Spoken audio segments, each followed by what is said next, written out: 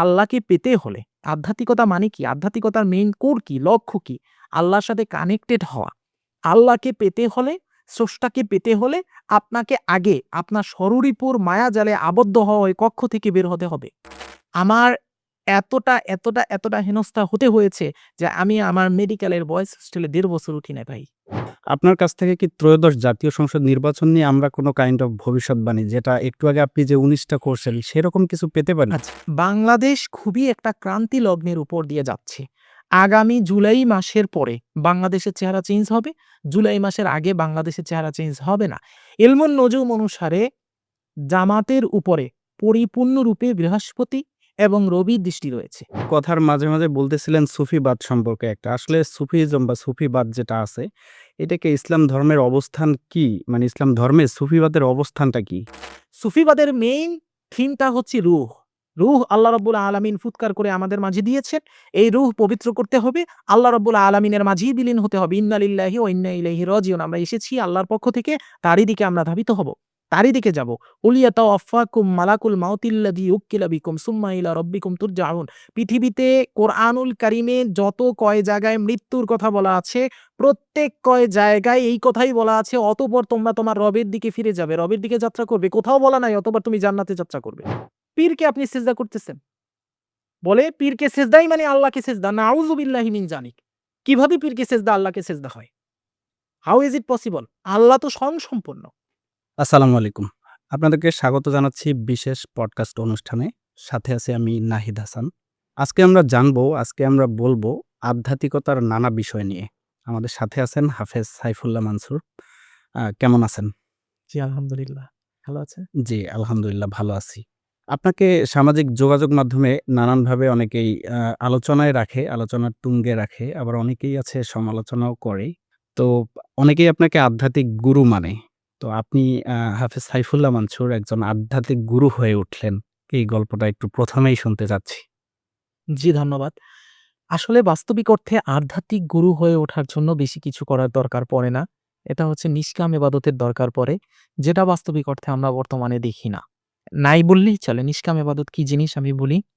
কোনো কিছু চাওয়া, কোনো কিছু পাওয়ার ঊর্ধ্বে উঠে, না কোনো কিছু পাওয়ার লোভ, না কোনো কিছু হারানোর ভয়। এভাবে ঊর্ধ্বে উঠে যখন মহান রবের ইবাদত করা হয়, এটাকে নিষ্কাম ইবাদত বলা হয়। আর এলেম বা জ্ঞান এটা হচ্ছে আত্মার ধর্ম। যখন মানুষ নিষ্কাম ইবাদতের মাধ্যমে রবের সাথে কানেক্টেড হতে থাকে, এমত অবস্থায় তার ইলমের দরজা এমনিতেই খুলে যায়। তা আপনি আমাকে প্রশ্ন করলেন যে আধ্যাত্মিক সাধক হাফেজ সাইফুল্লাহ মানসুর হওয়ার পিছনের গল্পটা কি? গল্পটা অ্যাকচুয়ালি তো গল্পটা হচ্ছে পবিত্র কালামে পাকের অল্প কিছু আয়াত এবং আল্লাহ রব্বুল আলামিনের ৯৯ টা নাম বা আসমাউল হোসনা। এই আল্লাহ রব্বুল আলামিনের ৯৯ টা নাম, পবিত্র কালামে পাকের বিশেষ কিছু আয়াত যেমন সূরা হাশরের শেষ ৩ আয়াত, আয়াতুল কুরসি, তারপর হচ্ছে আরো বিশেষ কিছু আয়াত আছে। এই আয়াত এবং কিছু বিশেষ ইসমে আজম। এই ইসমে আজম, এই আয়াত এবং আল্লাহ পাকের ৯৯ নামের উপরে অগাধভাবে নিষ্কাম ইবাদত করার মাধ্যমেই আজকে আমি এই আধ্যাত্মিক সাধক হাফেজ সাইফুল্লাহ মানসুর আবির হতে পেরেছি। এখানে কিন্তু আমার আধ্যাত্মিক সাধক হাফেজ সাইফুল্লাহ মানসুর আবির হওয়াটা মুখ্য ছিল না। কিন্তু আল্লাহ পাক আমাকে করে দিয়েছে। এখন কিভাবে করেছে, কেন করেছে এটা রব্বুল আলামিন ভালো জানেন।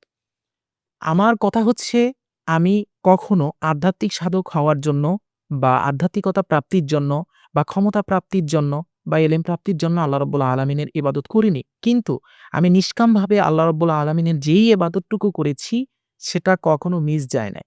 আজকে আমার যত বয়স, আমার জ্ঞান হওয়া শুরু হয়েছে পর থেকে আমি প্রতিদিন অন্তত কম হলেও ৫ টা করে সিজদা করেছি।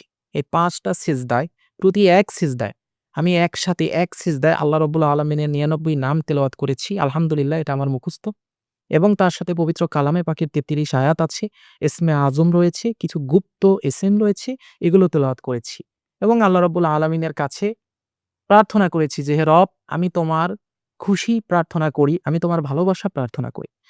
একটি হাদিস রয়েছে হাদিসে কুদসিতে, সেখানে রব্বুল আলামিন ইরশাদ করতেছেন যে যখন আমার বান্দা নফল ইবাদতের মাধ্যমে অর্থাৎ অতিরিক্ত ইবাদতের মাধ্যমে আমার ভালোবাসা কামনা করে, যেটা তার উপর ফরজ না, তখন আমি আস্তে, আস্তে আমার বান্দাকে ভালোবাসতে শুরু করি। এটা হাদিসে কুদসিতে আছে, বুখারী শরীফে আছে। যখন আমি আমার বান্দাকে ভালোবাসতে শুরু করি, তখন আমার বান্দা যে চোখ থেকে দেখে আমি সেই চোখ হয়ে যাই। আমার বান্দা যে হাত থেকে ধরে আমি সেই হাত হয়ে যাই। আমার বান্দা যে পা থেকে হাঁটে আমি সেই পা হয়ে যাই। আমার বান্দা যদি আমার কাছে কিছু চায়, আমি সেটা অবশ্যই পালন করি এবং কেউ যদি আমার বান্দার সাথে শত্রুতা করে, তাহলে আমি তার বিরুদ্ধে কঠোর হয়ে যাই। তো এই হাদিসের দিকে যদি আমরা দৃষ্টিপাত করি, তাহলে সেখান থেকে আমি বলতে পারি, আমার লাইফ প্যাটার্ন হচ্ছে এটা যে আমি আমার জীবদ্দশায় কখনো কোনো কিছু পাওয়ার জন্য আল্লাহ রাব্বুল আলামিনের ইবাদত করিনি। আমি জান্নাত পাওয়ার লোভে আল্লাহর ইবাদত করিনি। সওয়াব পাওয়ার লোভে আল্লাহর ইবাদত করিনি।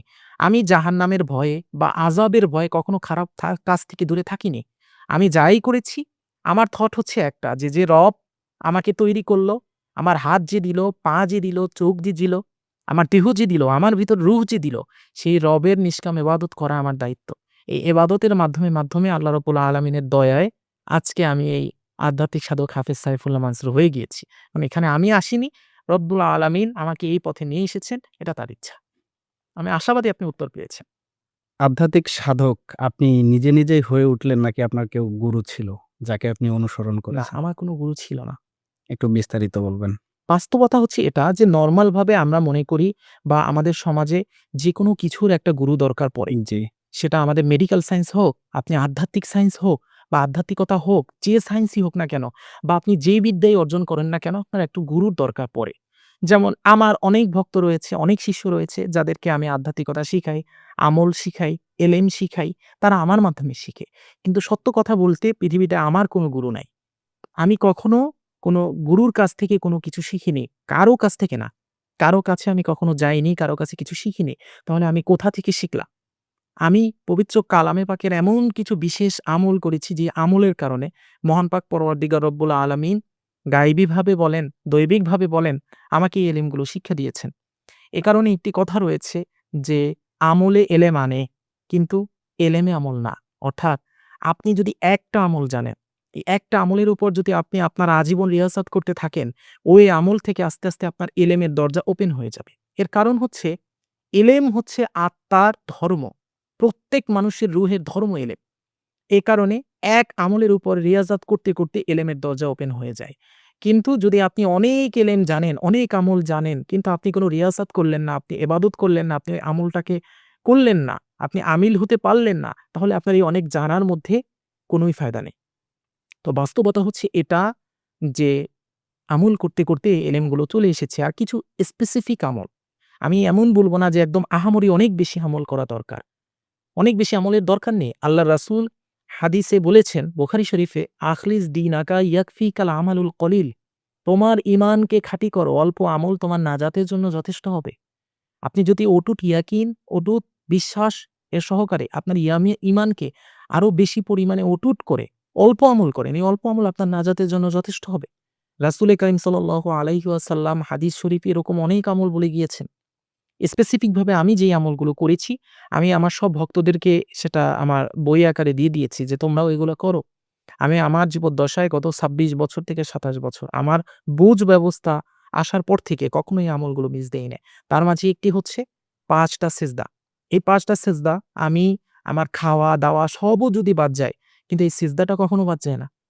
একেকটা সিজদায় আমি আল্লাহ রাব্বুল আলামিনের ৯৯ নাম তেলাওয়াত করি। আমি পবিত্র কালামে পাকের ৩৩ আয়াতের ভিতর যেগুলো খুবই পাওয়ারফুল আয়াত, ওগুলো তেলাওয়াত করি।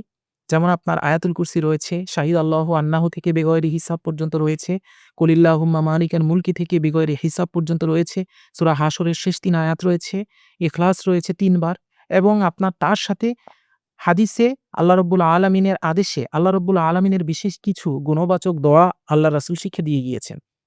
এর ভিতর ২ টা ইসমে আজম রয়েছে। আল্লাহুম্মা ইন্নী আসআলুকা বিআন্না লাকাল হামদু লা ইলাহা ইল্লা আনতাল হান্নানুল মান্নানু বাদিউস সামাওয়াতি ওয়াল আরদি যুল জালালি ওয়াল ইকরামি ইয়া হাইয়্যু ইয়া কাইয়্যুম।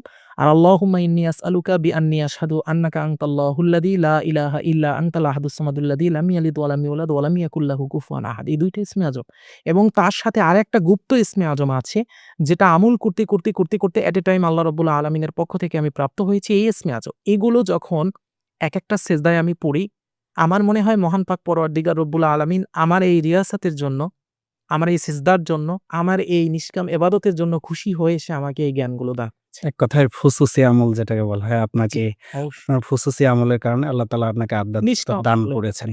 আচ্ছা, যে কেউ চাইলে কি আধ্যাত্মিকতা বা আধ্যাত্মিক গুরু হতে পারে নাকি এটার জন্য কোনো নির্দিষ্ট প্রক্রিয়া আছে? আপনার কি রিয়াসাত। মতামত? রিয়াসাত অবশ্যই দরকার। রিয়াসাত ছাড়া কোনো কিছু হবে না।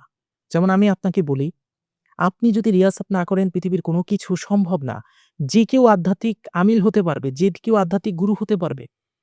কিন্তু আমাদের সমস্যা হচ্ছে কি, আমি আমার অধিকাংশ ভক্তদেরকে দেখেছি, আমার অধিকাংশ শিষ্যদেরকে দেখেছি, যাদেরকে আমি যখন বলি একটা আমল দিতে, তারা হিসাব কষে দেয়। এই ৪১ দিন করার পর বলে, "গুরুজি কোনো লাভ তো হলো না। আর কি করব? আর তো করতে পারতেছি না।" একটা হিসাব কষে। তো এই হিসাবের ঊর্ধ্বে উঠতে হবে। যে কেউই আধ্যাত্মিক সাধক হতে পারবে, কিন্তু তার উদ্দেশ্য থাকতে হবে যে আল্লাহর খুশি। তার আধ্যাত্মিক সাধক হওয়া উদ্দেশ্য থাকা যাবে না। এর কারণ হচ্ছে, আমি আপনাকে একটা উদাহরণ দেই। আপনার ২ টা সন্তান। এক সন্তান আপনার অনেক সেবা করে, আপনাকে অনেক ভালোবাসে, আপনার অনেক সম্মান করে, আপনি যা বলেন তা শোনে। কিন্তু দিন শেষে সে আপনাকে এই সব সেবার পরিবর্তে বলে যে, "বাবা, আজকে তো তোমার এত কথা শুনলাম, তুমি আমাকে একটা চকলেট এনে দাও বা আমাকে নিয়ে ঘুরতে যাও বা আমাকে কিছু হাত খরচ দাও।" আর আপনার আরেক সন্তান আপনার জন্য সেই সব করে যা ওই সন্তান করে। কিন্তু যখন আপনি তাকে কিছু দিতে চান, তখন সে আপনাকে বলবে, "না বাবা, আমি তোমার কাছ থেকে কিছু নিব না। আমি তোমার কাছে কিছু চাই না।" আপনি প্রশ্ন করলেন যে, "তুই আমার কাছে কেন চাস না? তুই কেন আমার কাছে চাচ্ছিস না?" তখন সে আপনাকে বলল যে, "বাবা, তুমি আমাকে জন্ম দিছো।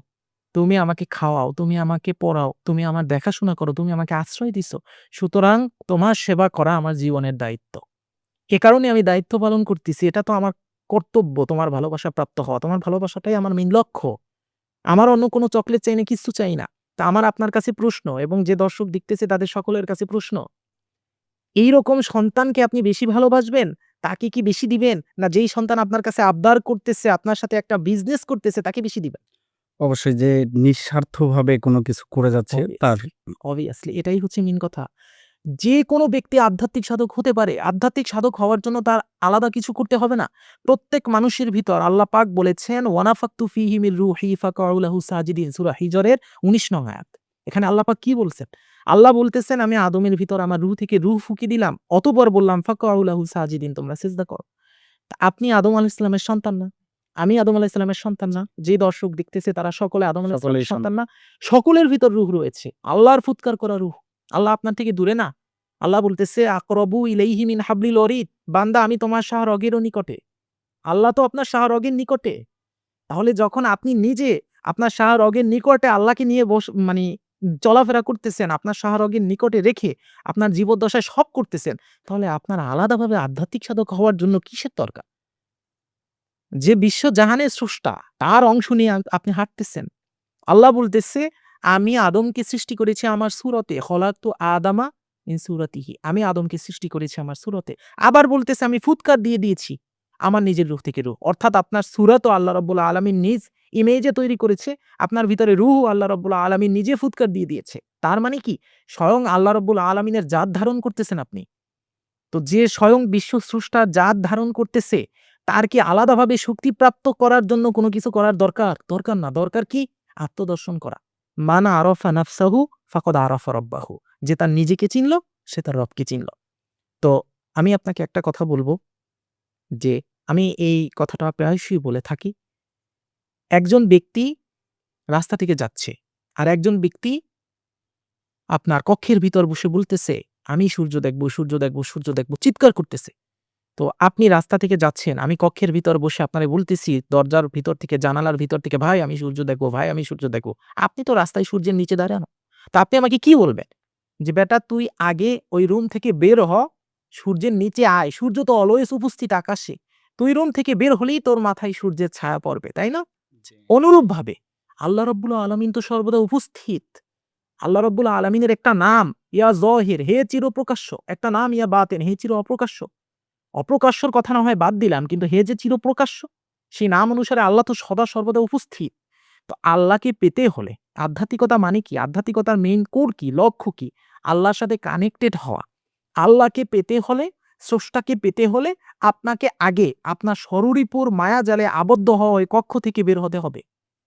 আপনাকে নিজেকে চিনতে হবে।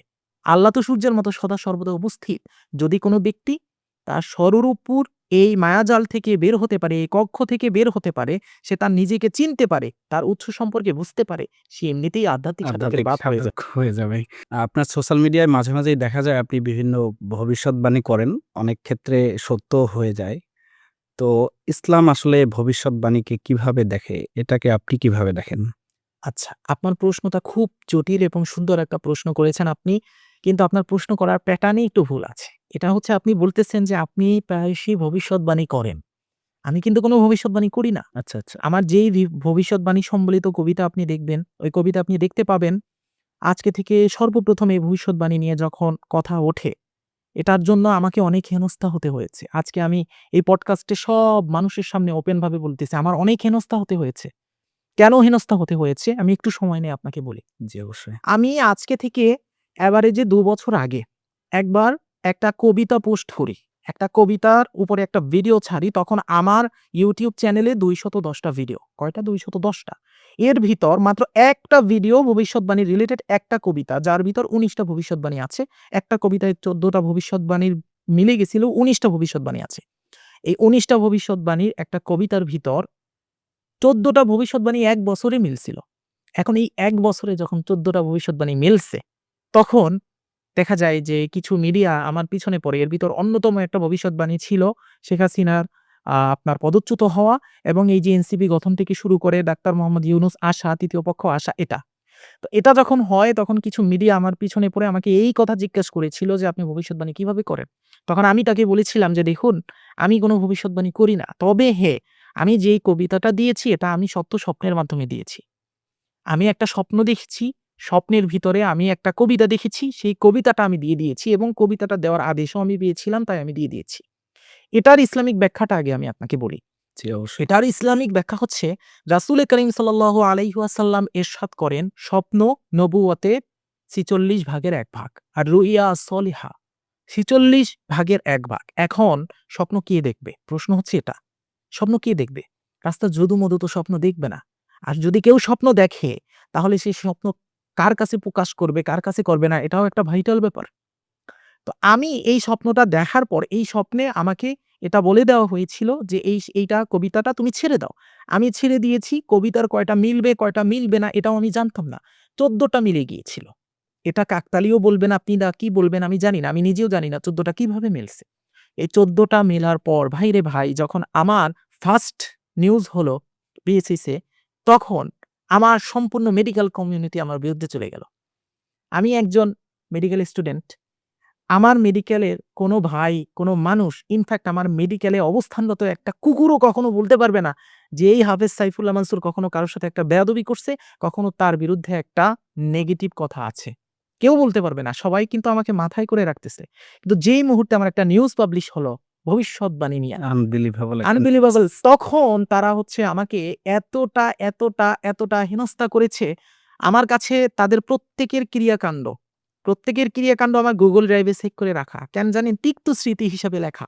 যেন আজীবন আমি ওগুলো দেখতে পারি। আমার এতটা হেনস্থা হতে হয়েছে যে আমি আমার মেডিকেলের বয়েজ হোস্টেলে ১.৫ বছর উঠি নাই ভাই। ১.৫ বছর আমার মেডিকেলের বয়েজ হোস্টেলে আমি উঠি নাই। কথা হচ্ছে আমি কি সেদিন কি বলছিলাম যে আমি স্বপ্নে দেখেছি বলেছি। তো আমাকে নিয়ে তো একটু গবেষণা করা উচিত ছিল, তাই না? জি, অবশ্যই। গবেষণা করা উচিত ছিল। ভাইরে পবিত্র কালামে পাকে এমন হাজার আয়াত রয়েছে, এমন হাজার ইসিম রয়েছে, আল্লাহ রাব্বুল আলামিনের এমন হাজার দোয়া রয়েছে, যার উপর যদি আপনিও আমল করেন, আল্লাহ পাক চাইলে আপনাকেও ইস্তিখারা জানাই দিবে। এটাকে তো ভবিষ্যৎবাণী বলা যায় না, এটাকে ইস্তিখারা বলা যায়। আল্লাহ পাকের নাম আছে ইয়া আলিমু অর্থাৎ হে মহাজ্ঞানী, ইয়া লতিফু, ইয়া আলিমু, ইয়া লতিফু এই দুটাকে যদি আপনি আপনার নাম এবং আপনার মায়ের নামের আদাদ সংখ্যা ইলমুল আবজাদ থেকে বের করে সেই আদাদ সংখ্যা অনুসারে যদি এই নাম ইয়া আলিমু, ইয়া লতিফু এই দুটাকে একত্রিত করে আপনি যদি প্রতিদিন রাতে ঘুমানোর আগে রিয়াসাত করেন, ওই কয়বার পড়ে আল্লাহর কাছে কোনো স্পেসিফিক বিষয় জানতে চান, তাহলে আল্লাহ রাব্বুল আলামিন ৪১ দিনের মাথায় কোনো না কোনোভাবে আপনাকে স্বপ্নে ওটা জানিয়ে দিবে। আমি ওপেনে দর্শককে সবাইকে বলে দিলাম। সবাই ট্রাই করে দেখুক। পবিত্র কালামে পাকে একটি আয়াত রয়েছে। সুবহানাকা লা ইলমা লানা ইল্লা মা আল্লামতানা ইন্নাকা আনতাল আলিমুল হাকিম। মহা পবিত্র সেই সত্তা। তিনি ছাড়া আর এলেম কিছুই নাই আমাদের। ইলমা লানা ইল্লা মা আল্লামতানা যতটুকু জানায় অতটুকু ছাড়া কিচ্ছু জানি না। ইন্নাকা আনতাল আলিমুল হাকিম। এই পবিত্র আয়াত যদি কোনো ব্যক্তি প্রতিদিন মাত্র ৩১৩ বার করে পড়ে, ৩১৩ বার কতবার? ৩১৩ বার প্রতিদিন। রাতে এশার নামাজের পরে ৩ বার তাওবা পড়বেন, ১১ বার দুরূদ শরীফ পড়বেন, ৩১৩ বার এই পবিত্র আয়াত পড়বেন। আয়াত পড়ে আবার ১১ বার দুরূদ শরীফ পড়ে ঘুমিয়ে যাবেন। এই ঘুমানোর মধ্যে আপনি ফোন টিপতে পারবেন না, আপনার স্ত্রীর সাথে কথা বলতে পারবেন না, কিছু করতে পারবেন না। ডিরেক্ট ঘুমিয়ে যাবেন। মাত্র ৪১ দিন যদি কেউ এই আমলটা করতে পারে, সে জালালি জামালি পরহেজ সহকারে নিরামিষ ভুজি হয়ে সে খারাপ কাজ থেকে দূরে থেকে ইসলামের আদেশ মান্য করে যদি কেউ এই আমলটা করতে পারে, তাহলে ৪১ দিনের পর তার এমন একটা শক্তি ডেভেলপ করবে যে সে ঘুমের পূর্বে এই আয়াত ৩১৩ বার পড়ে এই আয়াতের উসিলা করে আল্লাহর কাছে যদি যা জানতে চায়, আল্লাহ কোনো না কোনোভাবে ঘুমের ভিতর তাকে সেটা জানিয়ে দিবে। এটা তো ইলমুল হিকমা, এটা কোরআনের শক্তি। এখন কোরআনের শক্তি সম্পর্কে জানো না ভাইরা তোমরা, এটা তোমরা তোমাদের অজ্ঞতা। তোমরা জানার ট্রাই করবা।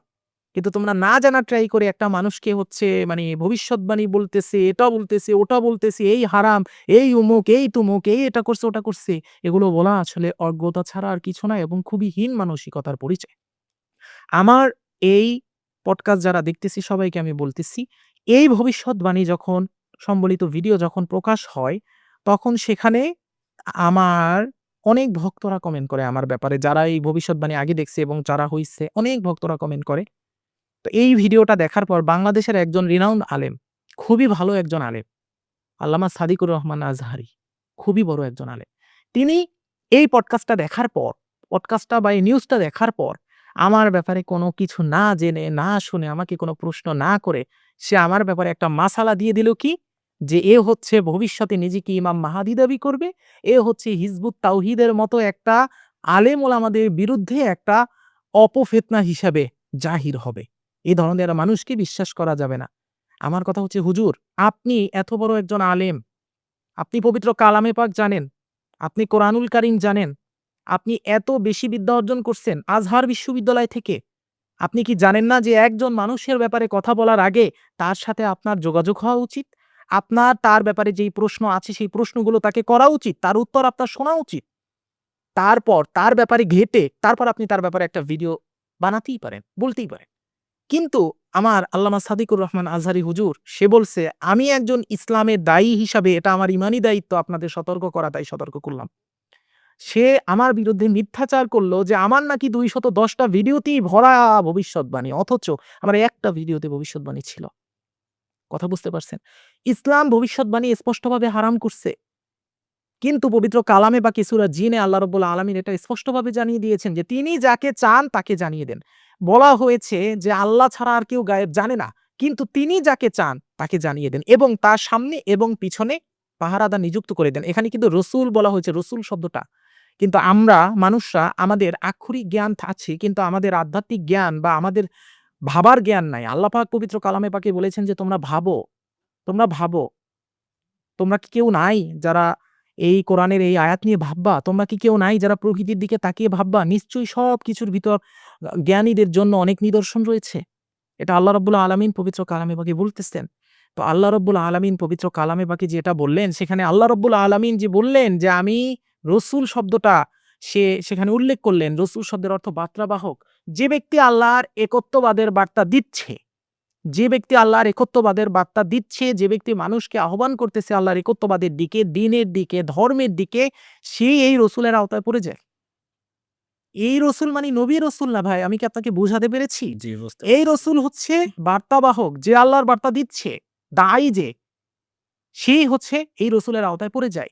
তো যে ব্যক্তি আল্লাহর বার্তা দিচ্ছে, যে একজন দায়ী, যে মানুষের উপকার করতেছে, যার মাধ্যমে মানুষ দ্বীনের পথে আসতেছে, আল্লাহ চাইলে তাকে একটা ভবিষ্যৎবাণী জানাতে পারবে না? মহান পাক পরওয়ারদিগার রব্বুল আলামিন এত ক্ষমতাধীন। তিনি জানাতে পারবেন, অবশ্যই জানাতে পারবে। সে বলল যে রুইয়া সলিহা যার তার উপর আসে না। কোন না কোন হাফেজ সাইফুল্লাহ মানসুর তার উপর রুইয়া আর সলিহা সপ্ত স্বপ্ন আসছে, এটা সম্ভব না। আমার কথা হুজুর, আপনি কি আমার ব্যাপারে কিচ্ছু জানেন? আপনি তো জানার ট্রাই করবেন আগে, তাই না? যে এই ব্যক্তি আসলো কোথা থেকে, এই ব্যক্তির ব্যাকগ্রাউন্ড কি, বা এই ব্যক্তি কি জানে না জানে। আপনি না জেনে না শুনে বললেন যার তার ব্যাপারে না। আপনি যখন এই কথাটা বললেন যে যার তার উপর আর রইয়া সলিহা হবে না, তো আপনি তখন এই কথাটা বলার সময় এই ভিডিওর ভিতর ৯০০ জন মানুষ কমেন্ট করছে। কতজন? ৯০০ জন। এই ৯০০ জন মানুষ কেউ কখনো ভাই আমাকে দেখে নাই। কেউ কখনো দেখে নাই। এখন না হয় আমি মিডিয়ার সামনে এসেছি, আপনারা ইনভাইট করেছেন, এসেছি। এই ৯০০ জন মানুষ কেউ কখনো আমাকে দেখে নাই। না দেখার পরও এই ৯০০ জন মানুষ পজিটিভ কমেন্ট করছে আমার ব্যাপারে। সবাই, এবং সবাই হুজুরকে গালিগালাজ করছে। আমি কিন্তু জানিও না, আমি চিনিও না। পরবর্তীতে সে আরেকটা ভিডিও দিয়ে বলেছে, "সাইফুল্লাহ মানসুরের সাথে আমার কোনো পার্সোনাল শত্রুতা নাই। আমি একজন দায়ী হিসেবে আপনাদের সতর্ক করলাম।" তো ভাইরে সতর্ক কার ব্যাপারে আপনি বলবেন? যে ইসলাম নিয়ে মানুষকে দূরে সরাই নিচ্ছে তার ব্যাপারে না? যার জন্য মানুষ ইসলামের দিকে ধাবিত হচ্ছে, আপনি তার ব্যাপারে সতর্ক করবেন কিসের জন্য? সে আপনার মতো আল আজহার বিশ্ববিদ্যালয় থেকে পড়ে নাই তাই? তার মাথায় টুপি নাই তাই? সে আপনার মতো জুব্বা পরে না তাই? ব্যাপারটা তো আসলে বাস্তবিক অর্থে এটা অহংবোধ থেকে আসে, এছাড়া আর কিছুই না। আপনার এক প্রশ্নের উত্তরে আমার অনেকগুলো কথা চলে আসছে। জি, আমরা অলরেডি উত্তর পেয়ে গেছি প্রশ্নের। পাশাপাশি আপনার যে ১৯ টা ভবিষ্যৎবাণী করছিলেন, তার মধ্যে ১৪ টা বাস্তবে মানুষ দেখেছে। তো আমাদের খুবই সন্নিকটে একটা আ বাংলাদেশের জি। অন্যতম আ উৎসব হতে চলছে, যেটাকে আমরা ত্রয়োদশ জাতীয় সংসদ নির্বাচন বলতেছি। আপনার কাছ থেকে কি ত্রয়োদশ জাতীয় সংসদ নির্বাচন নিয়ে আমরা কোনো কাইন্ড অফ ভবিষ্যৎবাণী, যেটা একটু আগে আপনি যে ১৯ টা করছেন, সেরকম কিছু পেতে পারি? আচ্ছা, এখন এখানে আপনার একটা জিনিস খুব স্পষ্টভাবে বুঝতে হবে।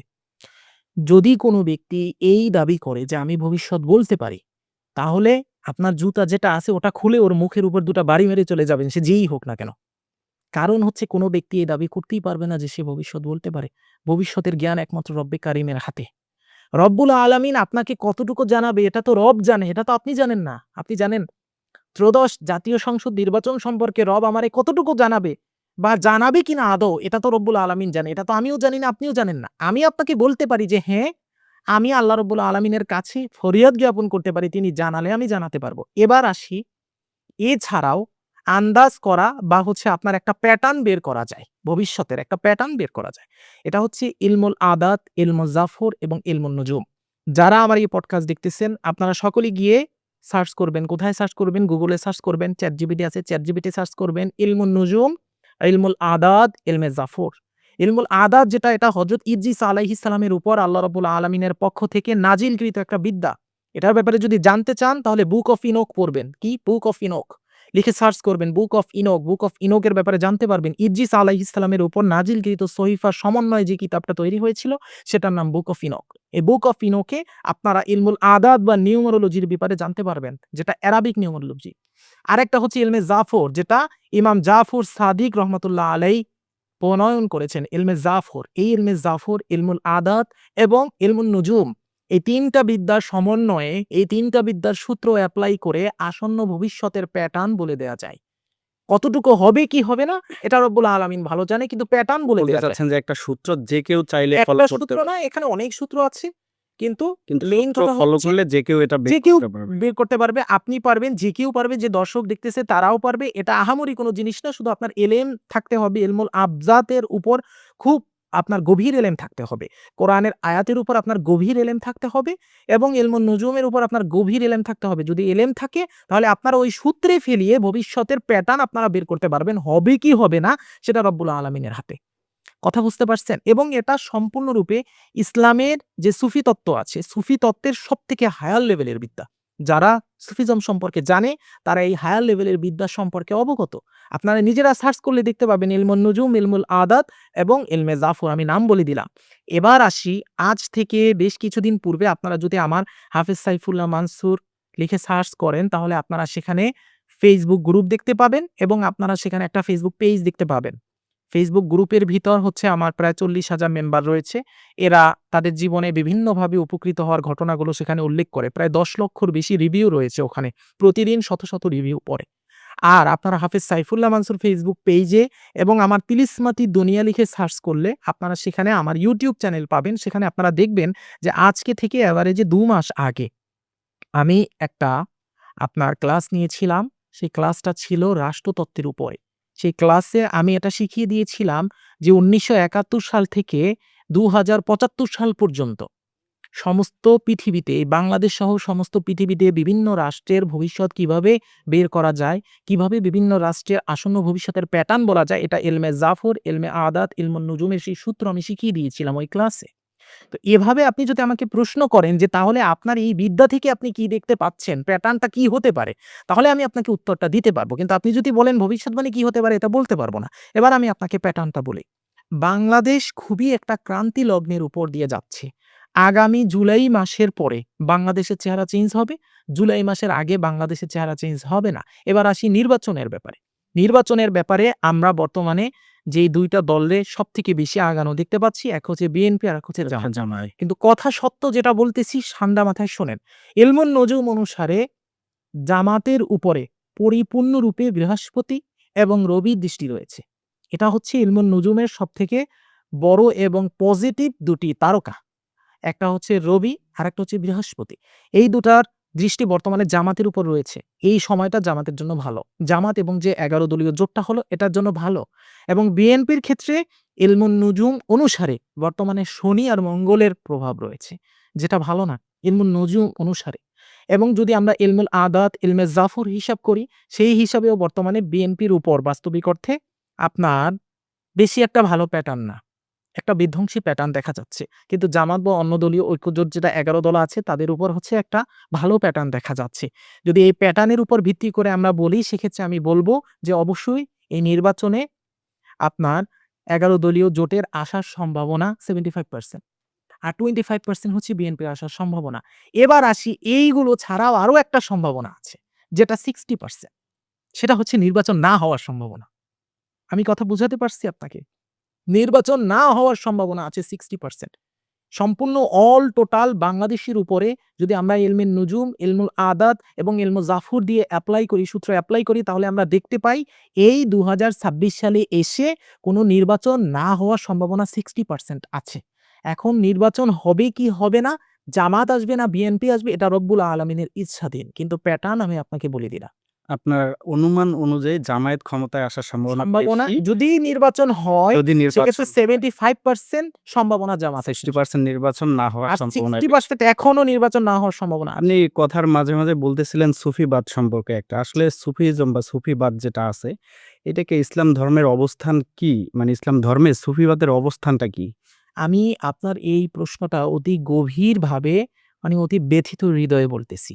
বাস্তবিক অর্থে সুফিবাদ বা ইসলাম যেটাই আপনি বলেন না কেন, এটার বর্তমানে আমরা যেই রূপটা দেখছি বা যেই রেখা দেখতে পাচ্ছি, এটা সম্পূর্ণ বিকৃত এবং সঠিক পরিচয়ের উপর এটা নাই। এর উদাহরণ আমি আপনাকে দেই। সেটা হচ্ছে, আমি ইসলামের ভিতরে আসি, তারপর আমি সুফিবাদের ভিতরে আসব। আল ইসলাম শব্দের অর্থ কি? ইসলাম বাদ দিলাম, মুসলিম শব্দের অর্থ কি? আত্মসমর্পণকারী, তাই নয় কি? আত্মসমর্পণকারী।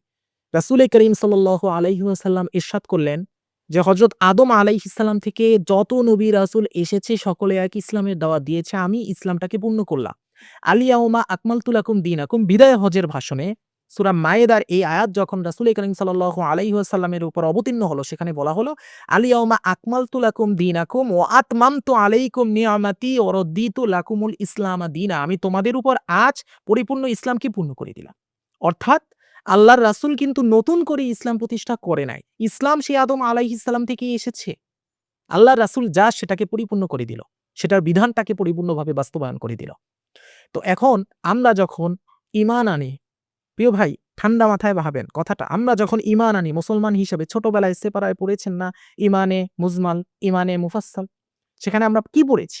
আমানতু বিল্লাহি ওয়া মালাইকাতিহি ওয়া কুতুবিহি ওয়া রুসুলিহি ওয়াল ইয়াউমিল আখির, এই পর্যন্ত তো পড়ছি। অল কদরি খায়রিহি ওয়া শাররিহি মিনাল্লাহি তাআলা ওয়াল বাসি বাদাল মাউত।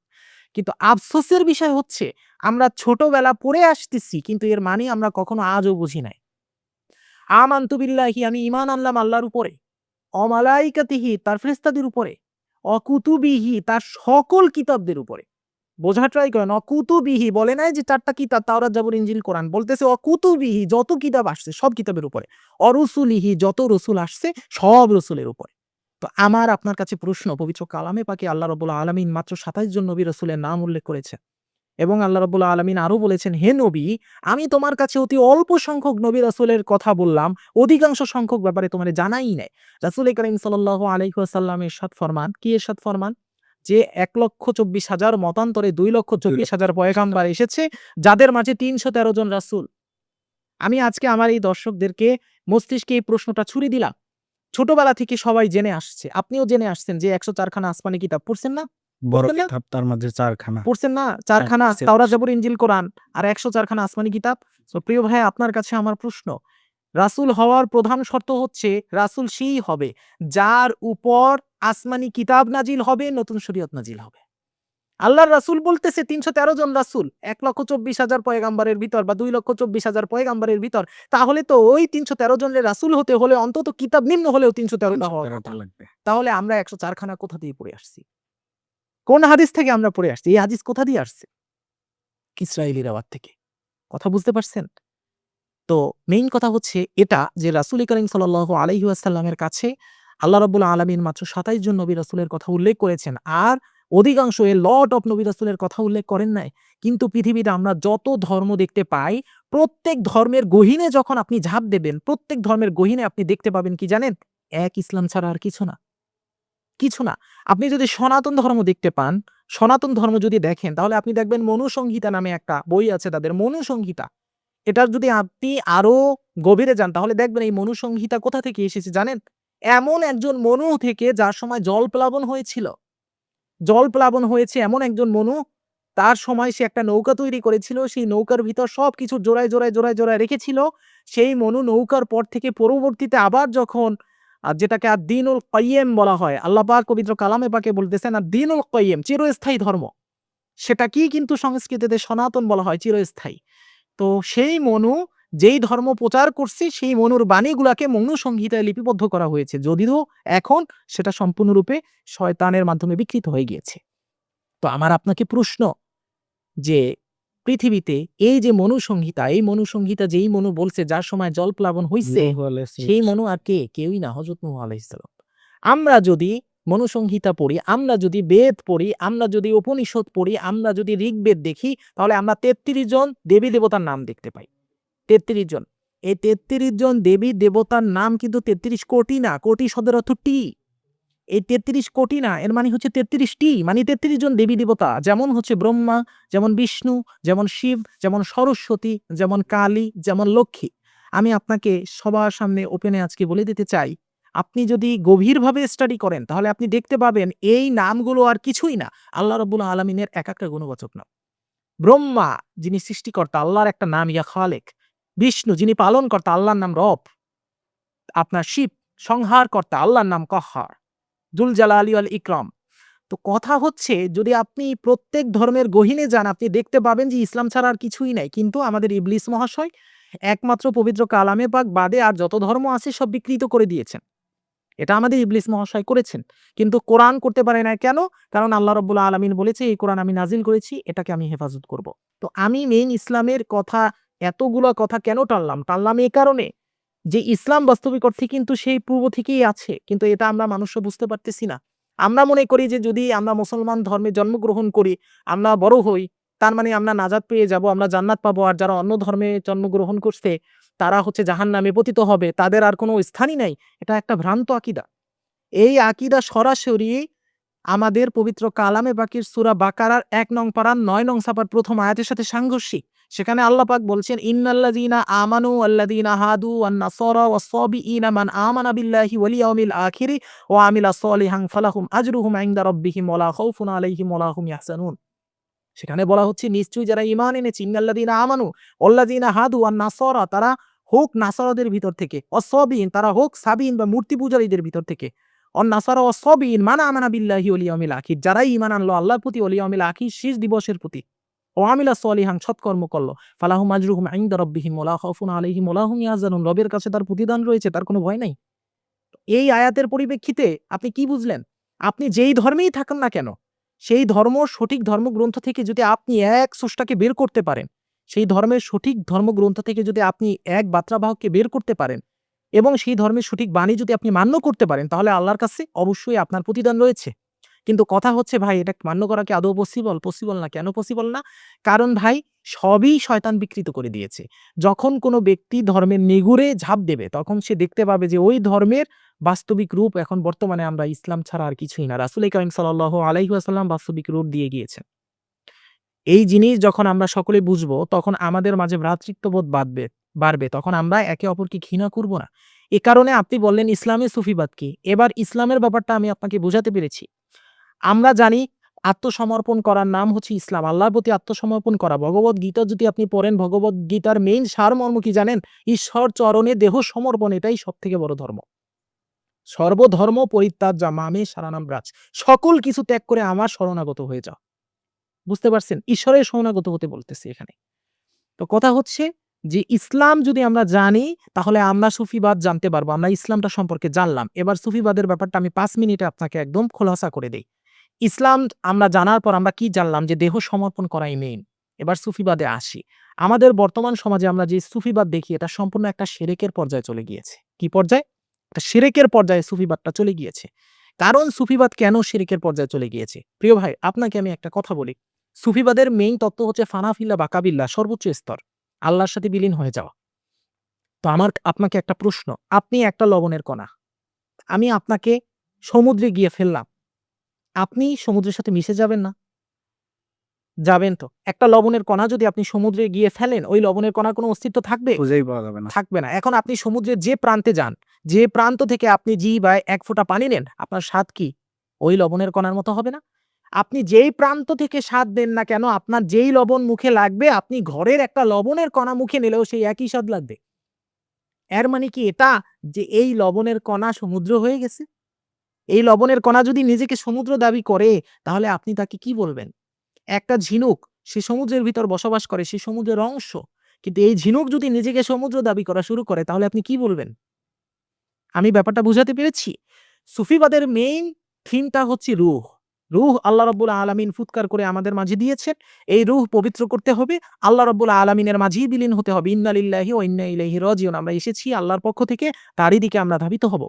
তারই দিকে যাব। কুল ইয়াতাওয়াফাকুম মালাকুল মাউতিল্লাযী উক্কিলা বিকুম সুম্মা ইলা রাব্বিকুম তুরজাউন। পৃথিবীতে কোরআনুল কারিমে যত কয় জায়গায় মৃত্যুর কথা বলা আছে, প্রত্যেক কয় জায়গায় এই কথাই বলা আছে, অতঃপর তোমরা তোমার রবের দিকে ফিরে যাবে, রবের দিকে যাত্রা করবে। কোথাও বলা নাই অতঃপর তুমি জান্নাতে যাত্রা করবে। কোথাও বলা নাই যে অতঃপর তুমি কবরের আযাবে যাত্রা করবে। কোথাও বলা নাই। তাহলে আমাদের সুফি তত্ত্বের মেইন ভিত্তি হচ্ছে আল্লাহর দিকে ধাবিত হওয়া। তো আল্লাহর দিকে যখন বান্দা ধাবিত হয়, আল্লাহর গুণগুলোকে জাগ্রত করে আল্লাহ বলেছে, ওয়াতাসিমু বিহাবলিল্লাহি জামিয়া, আল্লাহর রঙে রঙিন হতে বলেছে। ফিতরাতাল্লাহিল্লাতী ফাতারান নাসা আলাইহা, আল্লাহ যে ফিতরাতে মানুষকে সৃষ্টি করেছে, ওই ফিতরাত ঠিক রাখাই হচ্ছে সবথেকে বড় ধর্ম। ওই ফিতরাত ঠিক করে আল্লাহতে বিলীন হওয়াই হচ্ছে সুফি তত্ত্বের মূল ভিত্তি। এটা হচ্ছে রিয়াল সুফিবাদ। এটা হচ্ছে মেইন সুফিবাদ। যখন এই সুফিবাদে কোনো মানুষ উত্তীর্ণ হতে পারে, তখন সে ফানাফিল্লা বা কাবিলার স্তরে পৌঁছে যায়। আর এমন মানুষের মুখের কথাই হয় আল্লাহ রাব্বুল আলামিনের কথা, যেটা আধ্যাত্মিকতার সর্বশ্রেষ্ঠ স্তর। কিন্তু আমরা বর্তমানে কি দেখতে পাই? আমরা দেখতে পাই এটা যে সুফিবাদের নামে একজন মানুষ যখন ফানাফিল্লা বা কাবিলার স্তরে পৌঁছে গেল, তখন সেই মানুষের অবস্থা হলো সেই লবণের কণার মতো। যেই লবণের কণা সমুদ্রে মিশে গেল। কিন্তু এখন আমি যদি ওই লবণের কণাকে সমুদ্র বলা শুরু করি, তাহলে আপনি আমারে গাধা বলবেন, না ছাগল বলবেন, না পাগল বলবেন বলেন? তো আমাদের আধুনিক সুফিবাদের অবস্থাটা এমন হয়েছে। এখানে পীর সাহেব যিনি আল্লাহ রাব্বুল আলামিনের সাথে সংযোগ স্থাপন করতে পেরেছেন, তাকেই আল্লাহ বানাই দেওয়া হইছে। পীরকে আপনি সিজদা করতেছেন। বলে পীরকে সিজদাই মানে আল্লাহকে সিজদা। নাউযু বিল্লাহি মিন যালিক। কিভাবে পীরকে সিজদা আল্লাহকে সিজদা হয়? How is it possible? আল্লাহ তো স্বয়ংসম্পূর্ণ। পীর তো একটা কিছুই না, আল্লাহ তো মহাসমুদ্র। পীর তো হচ্ছে ওই লবণের একটা কণা। আপনি বলতে পারেন যে এই ব্যক্তি পরিপূর্ণরূপে আল্লাহ রাব্বুল আলামিনের ভিতর বিলীন হয়ে গেছে। এ আল্লাহর গুণে গুণান্বিত হয়ে গেছে। এটা আপনি বলতে পারেন। কিন্তু আপনি কি তাকে আল্লাহ বলতে পারবেন? কখনো না। আপনি যদি একটা আয়নার সামনে দাঁড়াই, আয়নার ভিতর আমি আমার প্রতিচ্ছবি দেখতে পাবো। কিন্তু ওই আয়নাকে যদি আমি টুকরা, টুকরা করে ফেলি, তখন আয়নাটাকে ভেঙে ফেললে আয়নাটা নিচে পড়ে যাবে। অনেক টুকরা হবে। আপনি উপর থেকে নিচের দিকে যখন তাকাবেন, প্রত্যেক টুকরায় আপনি আপনার ছবি দেখতে পাবেন। দেখতে পাবেন না? এখন আপনি যদি বলেন যে এই প্রত্যেক টুকরাই হচ্ছে আমি, তাহলে কি আপনি গাধা না ছাগল? ব্যাপারটা হচ্ছে এমন। তো অতি দুঃখের সাথে বলতেছি, ইসলাম অবশ্যই সুফিবাদ সাপোর্ট করে। কারণ উইদাউট সুফিবাদ ইসলাম মানে সম্ভবই না। আল্লাহ রাব্বুল আলামিনের দিকে ধাবিত না হয়ে কখনো পরিপূর্ণরূপে আত্মসমর্পণ সম্ভব না। পরিপূর্ণরূপে মুসলিম হওয়া সম্ভবই না। আল্লাহ রাব্বুল আলামিনের দিকে ধাবিত হওয়ার মেইন লক্ষ্য এবং মেইন পথই হচ্ছে সুফিবাদ। কিন্তু সেই সুফিবাদকে বর্তমানে শিরকে নিমজ্জিত করা হয়েছে। কারণ পীরকে এখানে খোদা মানা হচ্ছে। তারা বলে যে শরিয়ত লাগবে না, তোমরা মারেফাত নিয়ে থাকো। আরে ভাই শরিয়ত যদি কেউ মান্য না করতে পারে, সে মারেফাত কোথা দিয়ে ধারণ করবে? স্বয়ং শরিয়তের নবী হযরত মুসা আলাইহিস সালাম খিজির আলাইহিস সালামের সাথে থাকতে পারল না মারেফাত ধারণ করতে না পেরে। মাত্র ৩ দিন অবস্থান করতে পেরেছে। সূরা কাহাফের হিস্ট্রি পড়বেন। একজন নবী থাকতে পারল না মারেফাতের সাথে। কেন? শরিয়তের জ্ঞান ধারণকারী সর্বশ্রেষ্ঠ নবী যিনি মুসা আলাইহিস সালাম, তিনি মারেফাতের খিজির আলাইহিস সালামের সাথে ৩ দিন থাকতে পারল না। আর বাবারা তোমরা এখন বলতেছ যে সম্পূর্ণ শরিয়ত বাদ দাও, শরিয়ত লাগবে না, তুমি মারেফাত নিয়ে থাকো। তো এই মারেফাত এটা শয়তানের ধোঁকা ছাড়া আর কিছু না। যেভাবে মূর্তি পূজা হারাম, সেভাবে পীর পূজা হারাম, সেভাবে এই ধরনের ভ্রান্ত মানে আপনার সুফিবাদ হারাম। এবং অনুরূপভাবে ইসলামের যে ভ্রান্ত আকীদা আমি আপনাকে বললাম, এই আকীদাও হারাম। ইসলাম মানে সহমর্মিতা।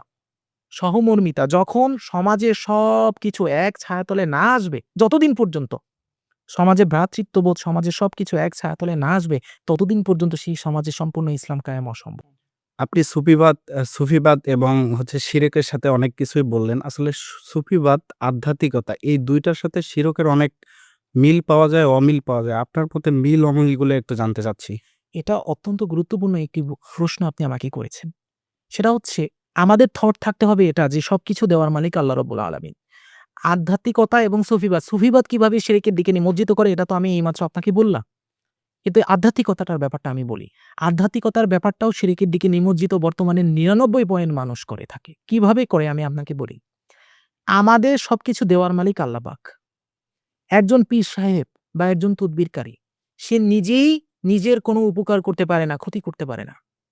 সে নিজেই নিজের ভালো করতে পারে না। সে কি পারে? শুধু আল্লাহ রাব্বুল আলামিনের কাছে হস্ত উত্তোলন করতে পারে। সে উসিলা সূচক তদবির দিতে পারে। আপনার জন্য আল্লাহর কাছে ফরিয়াদ জ্ঞাপন করতে পারে।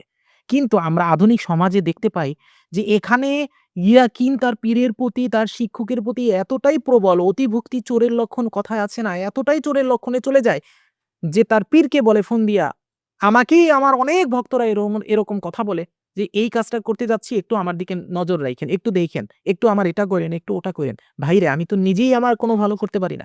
এই বিশ্বজগতের কেউ তার নিজের কোনো ভালো করতে পারে না, খারাপ করতে পারে না। খারাপ ভালো করার মালিক আল্লাহ। আমরা কি করতে পারি? ওয়াবতাগু ইলাইহিল ওয়াসিলা। ওসিলা হিসাবে আপনার জন্য আল্লাহর কাছে প্রার্থনা করতে পারি। ওসিলা হিসাবে আপনাকে একটা তদবির প্রদান করতে পারি। কিন্তু এর মানে এটা না যে আমি আপনার ভালো করছি, খারাপ করছি। তো এই সূক্ষ্ম বিষয়টা মাথায় রাখতে হবে যে আমার উপকার করার ক্ষমতা না কোনো হুজুরের আছে, না কোনো পীরের আছে, না কোনো তদবিরের আছে, না কোনো তাবিজের আছে, না কোনো পাথরের আছে, না পৃথিবীর কোনো জিনিসের আছে। আমার উপকার করার ক্ষমতা একমাত্র আল্লাহ রাব্বুল আলামিনের। ইনফ্যাক্ট আমার উপকার করার ক্ষমতা তো আমাদের মেডিকেল সায়েন্স অনুসারে যদি আমি বলি একটা ওষুধেরও নাই।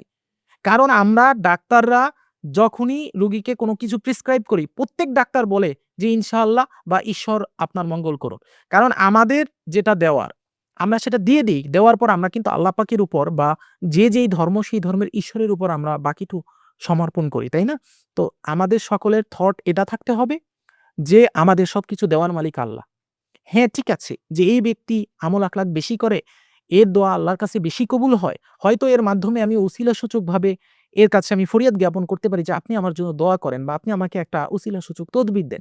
কিন্তু এর মানে এটা না যে এই তদবিরই আমাকে একদম সবকিছু সমস্যার সমাধান করিয়ে দিবে আর এই ব্যক্তি আমার সব সমস্যার সমাধান করিয়ে দিবে। যখন এই থট থেকে বের হতে পারবো যে সবকিছু দেওয়ার মালিক আল্লাহ, তখন আমরা শিরক থেকে দূরে থাকতে পারবো। সেটা আধ্যাত্মিকতা হোক আর সুফিবাদ হোক। আশা করি বুঝতে পেরেছেন।